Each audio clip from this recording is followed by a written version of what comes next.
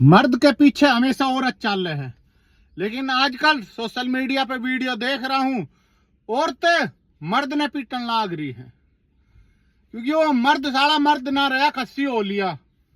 और इसमें कमी माँ बाप की है।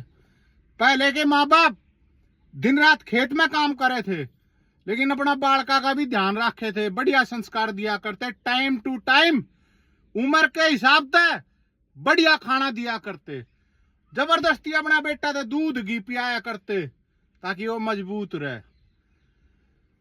ना तो मर्द औरत पर अठाया करता, ना औरत मर्द पर अठाया करती, गृहस्थी जीवन नू चाल्या करता। इब आजकल कहाँ संस्कार गए, वो कहाँ गया वो खाना पीना, कहाँ गए भाई वे मर्द।